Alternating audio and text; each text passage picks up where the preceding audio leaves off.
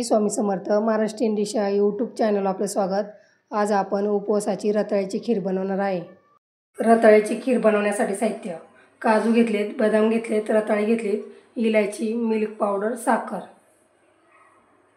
रताळे उकडून घेतले आहे, साल काढून घ्यायची। अर्धा लिटर दूध घेतलं आहे। रताळा असं बारीक करून घेतला आहे, मोठं-मोठंच। दूध आटलं आहे, त्यामध्ये इलायची टाकून घ्यायची, मिल्क पावडर टाकायची,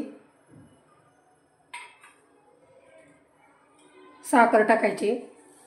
मिल्क पावडर टाकली आहे त्यामुळे साखर थोडीच टाकायची। दुधाला उकळी आली आहे, दूध घट्ट झालं आहे थोडंसं, त्यामध्ये बारीक केलेलं रताळं टाकून घ्यायचं। रताळं जास्त बारीक पण नाही करायचं, थोडं मोठं-मोठंच ठेवायचं।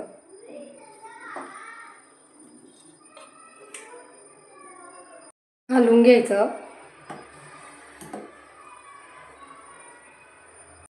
खिरीमध्ये रताळ्याचे असे तुकडे राहिले पाहिजे। शिजवताना जास्त शिजवून नाही घ्यायचं रताळं।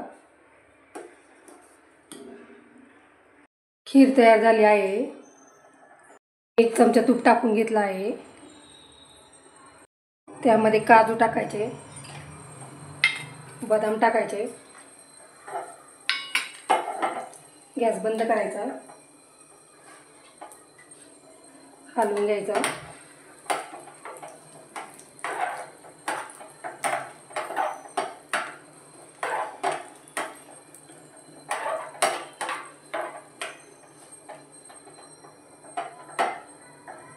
खिरीमध्ये टाकून घ्यायचे। अशा प्रकारे खीर तयार झाली आहे। त्यामध्ये तळलेले काजू बदाम टाकून घ्यायचे।